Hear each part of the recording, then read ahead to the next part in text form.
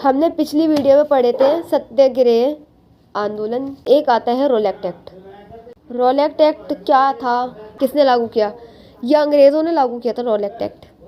ठीक है, ये रोलेक्ट एक्ट जो था ये राजनीतिक गतिविधि को कुचलने और उनको बिना मुकदमा चलाए 2 साल जेल में बंद करने का अधिकार देता है रोलेक्ट एक्ट। ठीक है, तो ये भारतीयों के लिए था, सिर्फ ये क्या था, भारतीयों के लिए। मतलब उनकी जो राजनीतिक गतिविधियां थी ना, जो वो चाह रहे थे कि राष्ट्रवाद उभरे, है ना, घर घर जाकर जैसे अगर वो कुछ करना भी चाहे, अपनी गतिविधियां चलाना चाहे, राजनीति, सब बंद अगर करेंगे तो 2 साल के लिए जेल में बिना मुकदमा चलाए जेल में बंद कर दिए जाएंगे। ये था वो।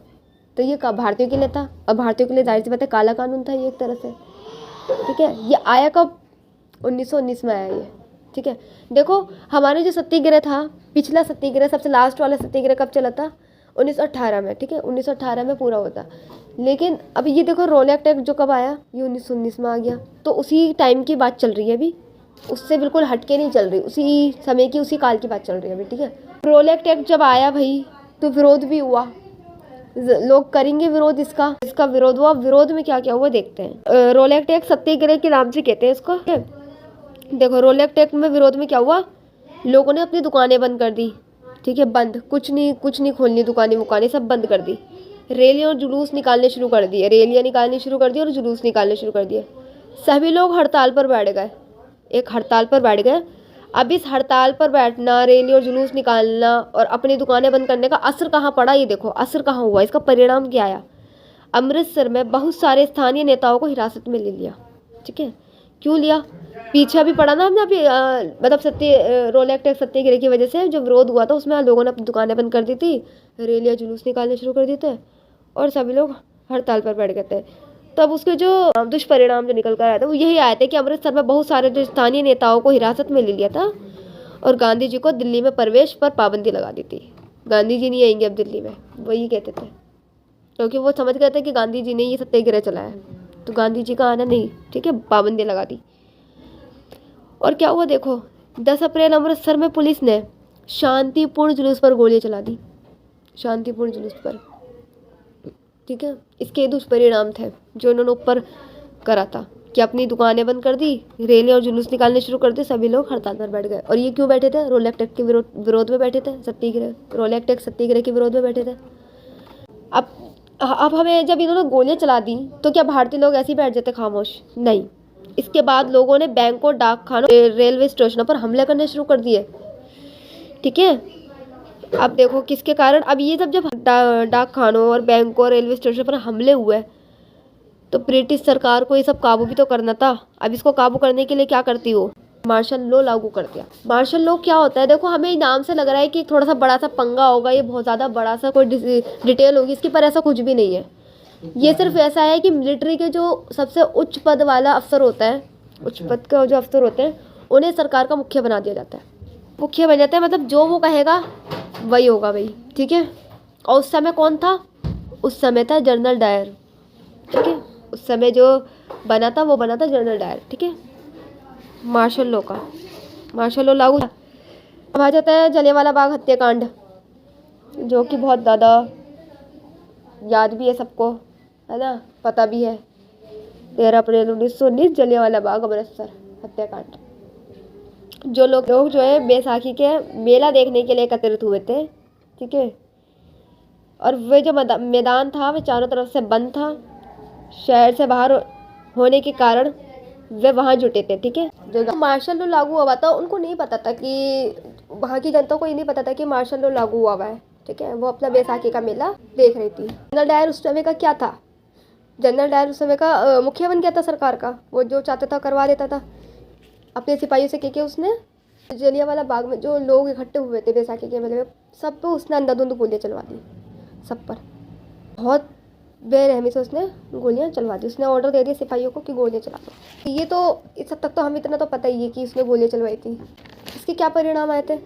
इसके परिणाम थे जो भाई सैकड़ों लोग मारे गए थे, सैकड़ों लोग अपनी जान बचाने के लिए कुआं में कूद गए थे कि हम कुआं में कूद के मर जाएंगे, लेकिन इनके हाथों से, ब्रिटिशों के हाथों से नहीं मरेंगे। वो इसलिए कूद गए थे। और उनमें औरतें, बच्चे, अगर आप आज भी जाके देखोगे उधर तो गोलियों के निशान आपको मिलेंगे।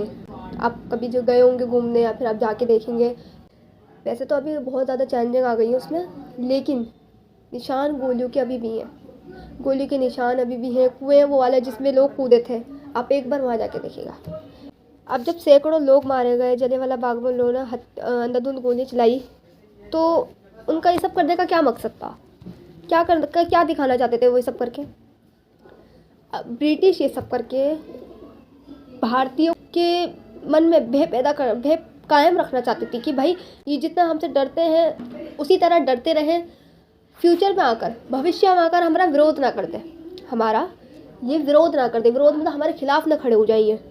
खिलाफ खड़े हो गए तो बहुत परेशानी का सामना करना पड़ जाएगा, ठीक है। इसलिए इन्होंने ये सब करवाया। इसलिए इन्होंने जलियांवाला बाग जो बैसाखी के मेले से भरा हुआ था, जो लोग इकट्ठे हुए थे, तो सब पे गोलियां चलवा दी उसने। सैकड़ों लोग मार दिए। क्यों? ताकि जो और लोग हैं उनको ये खबर सुनकर भयभीत पैदा हो जाए और वो ब्रिटिशों के खिलाफ कुछ ना कहे। और ऐसा हो सकता था? नहीं हो सकता था। जो ब्रिटिश सरकार चाह रही थी वो ऐसा नहीं हुआ। अब अगर उन लोगों ने ये करना चाहा तो भारतीयों ने क्या करा? भारतीयों ने सरकारी जो इमारतें थी उन पर हमले करने शुरू कर दिए। क्या करने शुरू कर दिए? हमले। सरकारी इमारतों पर हमले करने शुरू कर दिए। फिर क्या हुआ? फिर जब गांधी जी को पता चला कि भाई इतनी हिंसा हो रही है ना, इतने लोग मारे जा रहे हैं, सैकड़ों लोग मारे जा रहे हैं और ये सब हो रहा है, क्योंकि गांधी जी तो अहिंसा के पुजारी थे, सब जानते हैं इस बात को। इसी बात को ये देखते हुए कि भाई सत्याग्रह जो था वो इसलिए था कि अहिंसक रूप से हम अपना निवारण कर सकें, ठीक है। लेकिन ऐसा नहीं हुआ। ऐसा नहीं हुआ। लोगों ने हमले शुरू कर दिए, डाक खानों को लूटा। भी पीछे हमने पढ़ा था कि डाक खानों को लूटना शुरू कर दिया था उन्होंने, जब रॉलेट एक्ट में विरोध करा था, है ना। जब उन्होंने फिर रॉलेट एक्ट के विरोध में अपनी दुकानें बंद कर दी थी, जुलूस निकालने शुरू कर दिए थे। आप, मैंने अपनी पिछली वीडियो छोड़ी हुई है, आप उसमें एक बारी देखिएगा। उसमें जो उसके परिणाम आए थे उसमें भी लोगों ने क्या करा था, डाक खानों को लूटा था, रेलवे स्टेशनों पर हमले करे थे, ठीक है, बैंकों को लूटा था। तो मतलब पब्लिक भी, भारतीयों भी, जो है हिंसा पर थोड़ी सी उतर आई थी, हिंसा पर उतर आई थी। अब सत्याग्रह क्यों चलाया था गांधी जी ने? सत्याग्रह तो भाई इसलिए चलाया था ना कि अहिंसक रूप से निवारण कर सके, लेकिन ऐसा नहीं हो रहा था। अभी आपने देखा जलियांवाला बाग हत्याकांड हुआ, उसमें भी ऐसा नहीं हुआ। उसमें जनरल डायर ने गोली चलवा दी। जब गोलियां चली तो फिर भारतीय चुप भी नहीं बैठे, उन्होंने सरकारी इमारतें गिराना शुरू कर दी। तो हिंसा बहुत ज़्यादा हो रही थी। इसलिए जब गांधी जी ने देखा कि सत्याग्रह को नकारा जा रहा है, सत्याग्रह को नहीं माना जा रहा है, तो उन्होंने वापस ले लिया। उन्होंने अपने ये सत्याग्रह आंदोलन वापस ले लिया। उसके बाद गांधी जी ने चलाया असहयोग आंदोलन। क्या चलाया उन्होंने? असहयोग आंदोलन आ जाता है। देखिए, असहयोग आंदोलन से पहले एक बात मैं बताऊं कि गांधी जी ने अपनी एक पुस्तक लिखी थी, हिंद स्वराज, ठीक है। हिंद स्वराज पुस्तक, सबको पता है कि हिंद स्वराज पुस्तक लिखी थी, और उसके अंदर क्या लिखा था? 100% में से 65% लोगों को ये पता होगा कि उसमें क्या लिखा था। ज़्यादातर लोग जानने की कोशिश नहीं करते, क्योंकि ये 1 मार्क्स में क्वेश्चन आता है, MCQ में आ जाता है कि हिंद स्वराज पुस्तक किसने लिखी और कब लिखी। डेट आ जाती है तो फिर नाम आ जाता है लिखने वाले का। तो ये पुस्तक सबको पता है गांधी जी ने लिखी, और कब लिखी गई ये भी पता है, 1909 में लिखी गई। पर ये भी जानना ज़रूरी है कि क्या लिखा था उसके अंदर गांधी जी ने उसके अंदर लिखा था कि ब्रिटिश शासन भारतीयों के सहयोग से ही स्थापित हुआ है। ब्रिटिश शासन भारतीयों के जो सहयोग से, उसी से स्थापित है और उसी से चल रहा है। उस समय गांधी जी ने ये बात कही थी कि ब्रिटिश शासन जो आया है, जो स्थापित हुआ है, वो भारतीयों की वजह से हुआ है, जो भारतवासी से, उन्हीं के सहयोग से हुआ है कि वो सहयोग कर रहे तो, और उन्हीं के सहयोग से ये चल रहा है। अब उनके सहयोग से कैसे चल रहा है, ये अभी इसमें ही है। ये इसी इधर से स्टार्ट होता है कि ये कैसे, किस तरह सहयोग से चल रहा है, ठीक है। तो स्वराज पुस्तक में गांधी जी ने कहा कि स्थापित भी भारतीयों की वजह से हुआ है ना, सहयोग की वजह से, और चल भी उन्हीं के सहयोग से रहा है। तो अगर भारतीय ये सहारा छोड़ दें, अपना सहयोग छोड़ दें, तो ब्रिटिश सरकार साल भर में ढह जाएगी। क्या हो जाएगी? ढह जाएगी, मतलब निकल जाएगी यहाँ से। अगर भारतीय लोग एकजुट होकर ये सारा सहयोग है, वो अब क्या सहयोग दे रहे थे भारतीय, किन सहयोग की बात कर रहे हैं गांधी जी, ये हम एक बार देखते हैं। अब यहाँ पर इसी असहयोग आंदोलन में आएगा, और इसका अभी आपको आगे पढ़ के पता चल जाएगा कि इस आंदोलन का नाम असहयोग आंदोलन क्यों रखा गया है। देखिए, असहयोग आंदोलन चलाने के लिए पहले तो गांधी जी को सबसे पहले भारतीयों को एकजुट करना ज़्यादा ज़रूरी था। तो भारतीयों को एकजुट होना बहुत ज़्यादा ज़रूरी था। अब ये भारतीयों का एकजुट होना क्या था? एकता होना, यूनिटी होना बहुत ज़्यादा ज़रूरी था। जब तक यूनिटी नहीं होगी तब तक कैसे लड़ेंगे आगे। गांधी जी यही चाहते थे कि पहले भारतीयों को एक करा जाए, फिर हम असहयोग आंदोलन को चलाएं, क्योंकि असहयोग आंदोलन एकजुट हुए बिना नहीं चलाया जा सकता था। अगर एकजुट नहीं होते तो कोई कुछ और करता, कोई कुछ और करता। तो पहले गांधी जी ने यही स्टेप उठाया। ठीक है, स्टेप उठाने के लिए किससे मुलाकात की? उन्होंने मोहम्मद अली और शौकत अली से मिले। वो किससे मिले? मोहम्मद अली और शौकत अली, जो कि उस समय के एक मुस्लिम जवान लीडर थे। वो उनसे मिले जाकर उन्होंने अपनी सारी बात बताई कि तो जब वो शौकत अली और मोहम्मद अली से मिले तो उन्होंने अपने असहयोग आंदोलन के बारे में सब कुछ बताया। उन्होंने अपने कदम बताए कि उन्होंने क्या करना चाहिए, क्या नहीं करना चाहिए, उनको क्या मदद चाहिए उनकी, उन्होंने सब बताया। उन्होंने ये बताया कि उनको सिर्फ यूनिटी चाहिए। ठीक है, बहुत प्रेरित हुए इस बात से मोहम्मद अली और शौकत अली, गांधी जी के विचारों से प्रेरित हुए और उन्होंने उनका बढ़ चढ़ के साथ दिया, योगदान दिया। अब उन्होंने क्या क्या कदम उठाए थे, असहयोग आंदोलन में क्या क्या करा था, वो हम अब देखते हैं। उन्होंने सबसे पहले हुए तो 1921 में महात्मा गांधी ने, मोहम्मद अली और शौकत अली ने मिलकर असहयोग खिलाफत आंदोलन चलाया। इसका क्या नाम पड़ गया? असहयोग खिलाफत आंदोलन की शुरुआत कर दी उन्होंने। ठीक है, स्वराज का मुख्य लक्ष्य स्वतंत्र था। अभी जो स्वराज का जो मुख्य उद्देश्य था वो था स्वतंत्रता, आज़ादी। ठीक है, लेकिन अलग अलग क्षेत्रों में इसका अलग अलग अर्थ निकाले जाने लगा। अब जैसे शहरों में क्या हुआ, शहरों में हज़ारों विद्यार्थियों ने स्कूल छोड़ दिए। ठीक है, बहुत सारे स्कूलों के शिक्षक और अध्यापकों ने इस्तीफा दे दिया। वकीलों ने मुकदमे लड़ने बंद कर दिए। ठीक है, विदेशी सामानों को खरीदना और इस्तेमाल करना, प्रयोग करना बंद कर दिया। विदेशी जो कपड़े थे वो सब जला दिए। इन सब के कारण आंदोलन बहुत ही सफल नज़र आ रहा था, मतलब बहुत अच्छे से चल रहा है, ऐसा कामयाबी नज़र आ रही थी। अब कुछ समय बाद शहरों में ये आंदोलन धीमा पड़ने लगा। किसमें पड़ने लगा? शहरों में। अभी सिर्फ शहरों की बात चल रही है। शहरों में जो आंदोलन धीमा पड़ने लगा, और क्यों पड़ने लगा ये देखना अब हमें बाकी। क्यों, कैसे पड़ गया धीमा? कोई तो वजह होगी। देखो इसकी क्या वजह थी। इसकी वजह ये थी कि जब उन्होंने कपड़े जला दिए थे, ठीक है, अब कपड़े जला तो दिए पर खादी कपड़े महंगा होता था, खादी कपड़ा बहुत महंगा होता था, इसलिए उन्होंने विदेशी सामान से खरीदना प्रारंभ कर दिया। वो खादी कपड़ा नहीं खरीद पाते थे, तो उन्होंने जो विदेशी कपड़े होते थे जो उन्होंने अभी जलाए थे, अब उन्होंने दोबारा वापस खरीदने शुरू कर दिए। वैकल्पिक संस्थानों की स्थापना की प्रक्रिया बहुत धीमी थी। तो मतलब भारत में अभी इतने स्कूल भी नहीं थे कि, भारत के अपने इतने स्कूल नहीं थे कि वो जो है विद्यार्थी पढ़ सके उसमें। ठीक है, तो विद्यार्थी और जो शिक्षक थे सरकारी स्कूलों में लौटने लगे थे, सरकारी स्कूलों में। ठीक है, उनके अपने खुद के नहीं बने थे, इसलिए वो वहाँ लौटने लगे वापस में। जो और वकील जो थे दोबारा सरकारी अदालतों में नज़र आने लगे। मतलब सरकारी अदालतों से पहले वकीलों ने बहिष्कार कर दिया था, नहीं हम नहीं जाएंगे, छोड़ दिए थे, लेकिन अब फिर से वो वापस आ गए। अब इसका ग्रामीण में विद्रोह हुआ। ठीक है, ग्रामीण में क्या हुआ, मतलब गाँव में। भारत में ज़्यादातर लोग खेती करने का काम करते थे। अब भारत के जो लोग थे वो खेती ही करते थे ज़्यादातर। ब्रिटिश शासन काल में किसानों और मजदूरों को बेगार नियम का पालन करना पड़ता था।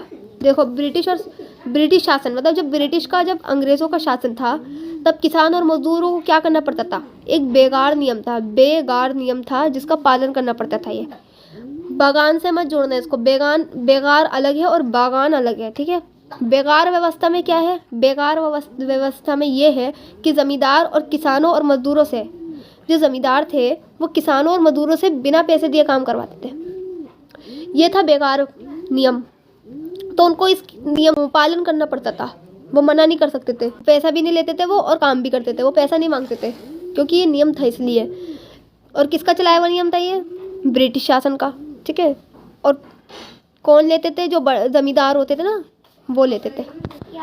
अब जब ये बेगार नियम चल रहा है तो इस नियम को रोकने के लिए बाबा रामचंद्र और जवाहरलाल नेहरू जी ने किसानों के नेतृत्व में, मतलब नजर में अवध किसान सभा का गठन किया, देख रेख में सभा का गठन किया, जिसमें उन्होंने क्या कहा कि बेगार व्यवस्था को ख़त्म किया जाए।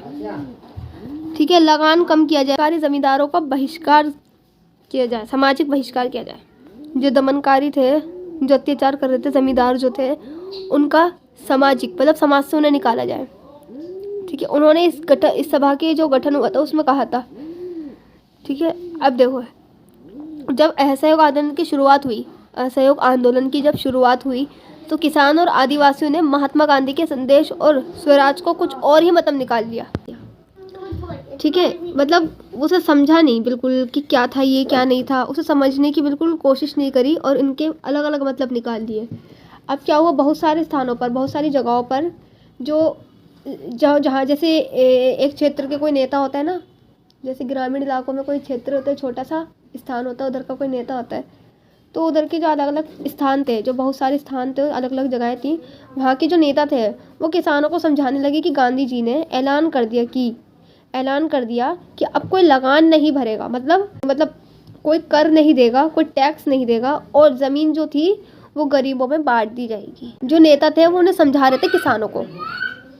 ठीक है, पर क्या ऐसा हुआ था? नहीं, गांधी जी ने ऐसा कुछ भी नहीं कहा था। इससे पता चलता है कि गांधी जी की मुख्य बात किसान तक पहुंच ही नहीं पा रही थी। क्या पता चलता है इससे? कि मतलब गांधी जी ने ऐसा कोई ऐलान नहीं करा कि भाई कर नहीं लिया जाएगा या फिर लगान नहीं लिया जाएगा, ऐसा कुछ भी नहीं कहा था उन्होंने। तो इससे इस बात से यही पता चल जाता है हमें कि किसानों तक गांधी जी की सही बात नहीं पहुंच पा रही थी। वो अनजान थे उस बात से कि स्वराज का मतलब क्या है और असहयोग आंदोलन की शुरुआत क्यों की गई, किस लिए की गई, वो समझ ही नहीं पा रहे थे किसान। ठीक है, मतलब ये कहने का है कि जो ग्रामीण इलाके थे उनमें इस असहयोग आंदोलन का जो प्रभाव था, जो परिणाम थे वो अलग थे। ठीक है, जो असर था वो अलग था। शहरों में तो थे, शहरों में तो बहिष्कार कर देते, जो मकसद था वो हो गया था, पर ग्रामीण इलाकों में ऐसा नहीं हुआ।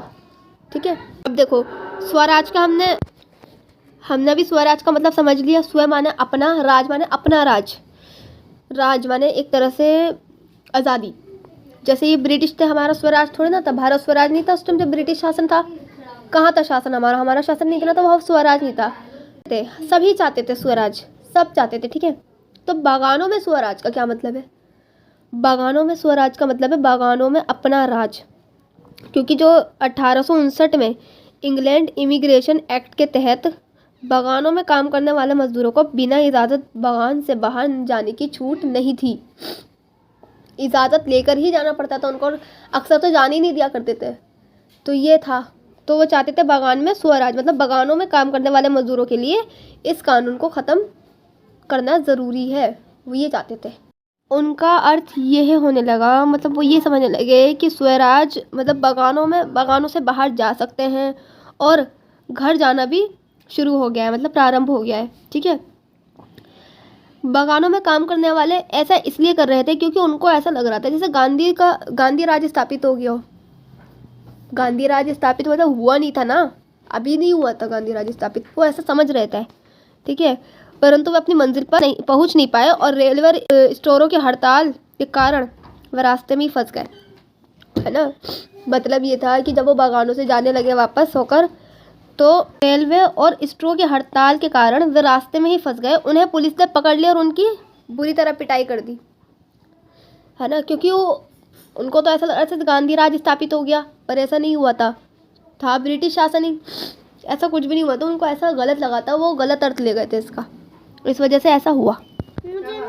देखो इतना सब कुछ हुआ, चोरा चोरी के हिंसक टकराव, चोरा चोरी क्या, जो अभी हिंसा हुई पीछे पुलिसकर्मियों ने मारा, उन्हें बागानों के किसानों को मारा, ठीक है, उनमें हिंसा हुई ना। तो ये सब सुनकर गांधी जी ने क्या करा, असहयोग आंदोलन रोकने का आह्वान किया, फैसला किया क्या असहयोग आंदोलन नहीं चल पाएगा, इसे मुझे रोकना ही पड़ेगा।